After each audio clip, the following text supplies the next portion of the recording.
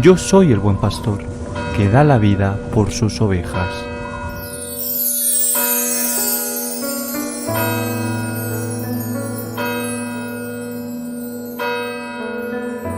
En aquel tiempo dijo Jesús a sus discípulos esta parábola: el reino de los cielos se parece a 10 vírgenes que tomaron sus lámparas y salieron al encuentro del esposo. 5 de ellas eran necias y 5 sensatas.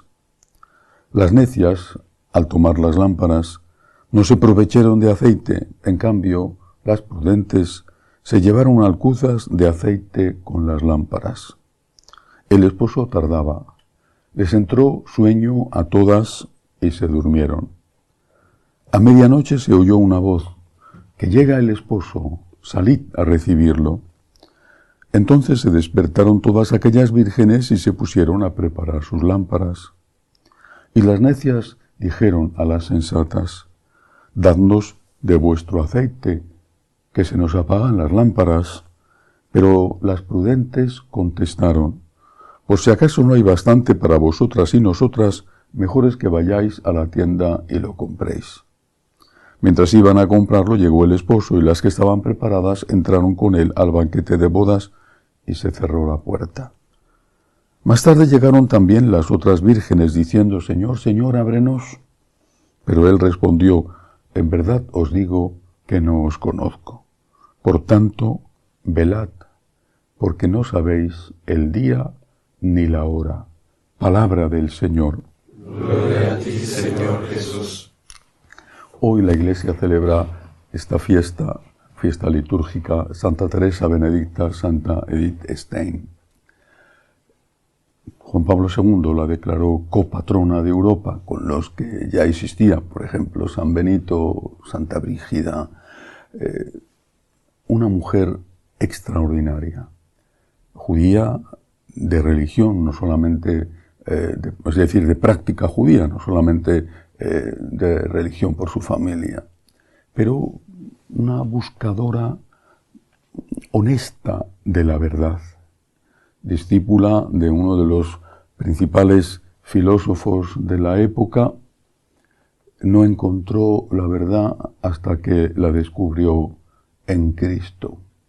Entonces tomó una decisión muy dura, muy difícil para ella, porque bautizarse, pasar de judía en este caso, a cristiana, implicaba romper no solo con sus raíces culturales, religiosas, sino también con su familia. Y de hecho, su familia la consideró desde el momento de su bautizo como si estuviera muerta. En alguna ocasión se cruzó incluso con su madre por la calle y la madre hizo como si no la viera, porque, por lo menos en aquel momento, cuando una persona, una judía, un judío, se convertía, se hacía cristiano, para la familia es como si hubiera desaparecido. Una hermana suya, en cambio, más tarde la siguió. Es después de su conversión, estuvo, por ejemplo, dando clases de filosofía en la Universidad de Speyer, en Alemania, y después de su conversión, un tiempo después, decidió hacerse monja carmelita descalza. En ese contexto tuvo lugar el ascenso de Hitler al poder, la represión contra los judíos, y sus superiores decidieron mandarla a ella y a su hermana, mandarlas a Holanda. Pensaban que allí estarían más protegidas porque Holanda, igual que Bélgica y Luxemburgo, eran países neutrales. En el Carmelo, en Holanda, estaba cuando se produce la conquista llamada Guerra Relámpago, la conquista de estos 3 pequeños países por parte de Alemania, países neutrales que fueron invadidos y conquistados en muy pocos días, para poder el ejército alemán atacar a Francia desde arriba, donde no estaban tan defendidos. Empezó inmediatamente, también en Holanda y en Bélgica, la persecución contra los judíos. Los obispos holandeses no se quedaron callados y protestaron, aún a riesgo de su propia vida. Protestaron. La reacción de los judíos, de los nazis, fue perseguir también a los poquísimos judíos que eran católicos o a los judíos que habían sido protegidos en hogares católicos. Fueron al monasterio, al convento carmelita, donde estaba Edith Stein y su hermana. Las apresaron, las metieron en un tren como llevaban a tantos, un tren como si fueran ganado. Las llevaron a Auschwitz, en Polonia.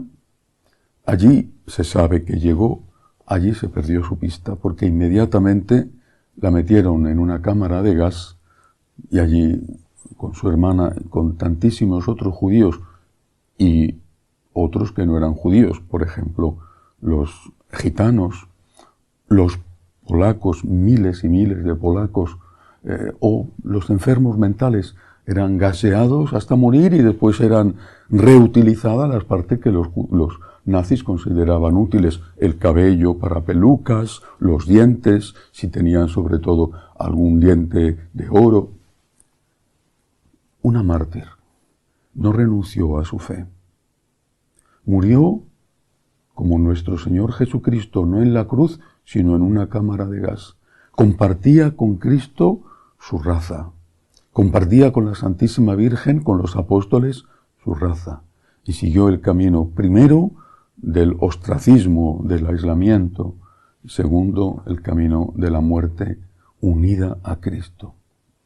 Por eso el Papa Juan Pablo II, polaco, que había visitado muchas veces aquel campo de concentración, donde, repito, no solamente murió ella y millones de judíos, sino también millones de católicos polacos, el Papa la quiso nombrar copatrona de Europa.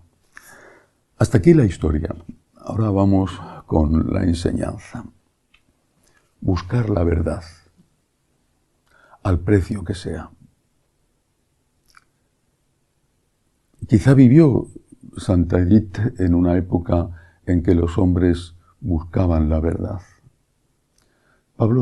San Pablo VI, dijo en una ocasión: en nuestra época los hombres ya no buscan la verdad.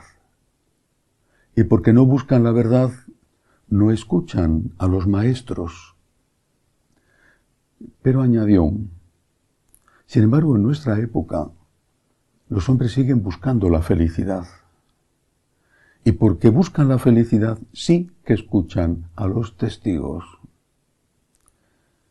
Aquellos testigos que le dicen: yo soy feliz, o por lo menos tengo paz.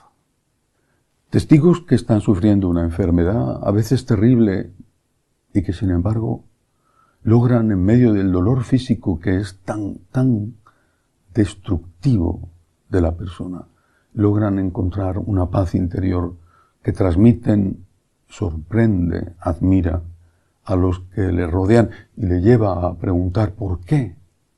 Y ellos señalan a Cristo: Él me hace fuerte. Testigos que llevan un matrimonio difícil, testigos que están luchando por ser honestos en un contexto de corrupción, testigos que dejan todo para servir a Cristo como religiosos, como religiosas, como sacerdotes. Testigos, no necesariamente mártires, que los hay, sino testigos de que Cristo es la verdad, de que Cristo es la felicidad. Es la verdad, Él es la verdad. No es que Él enseñe la verdad, es que Él es la verdad. Y es la felicidad, es la paz, porque solamente Él nos puede dar esa paz. Santa Teresa Benedicta, Santa Edith Stein, se hizo monja carmelita. Y estoy seguro de que cuando iba en aquel vagón tratada como ganado, como si fuera un animal, muchos morían en el trayecto porque morían asfixiados. O cuando la introdujeron en el campo de concentración, que para mayor burla había puesto en la entrada un lema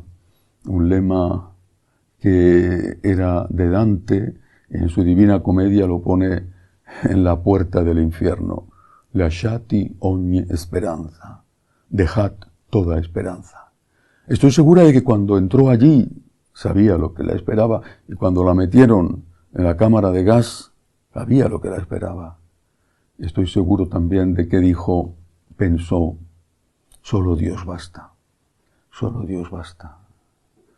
La gran frase de nuestra Madre Espiritual, Santa Teresa de Jesús, solo Dios basta. Pero hay que estar preparados para ese encuentro con Dios. Es lo que nos enseña el Evangelio de hoy con la parábola de las 10 vírgenes, 5 sensatas y 5 tontas, prudentes unas, insensatas las otras.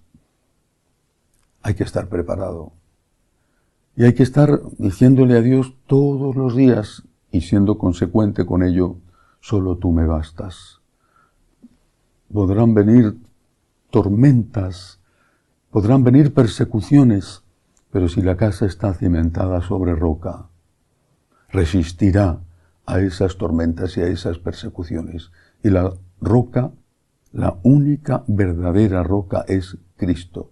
Hoy, con esta Santa Carmelita, patrona de Europa, mártir de los nazis, y hoy hay otros mártires, por ejemplo, los mártires del aborto. Hoy digamos, Señor, solo tú me bastas, Señor, solo Dios basta. Que así sea.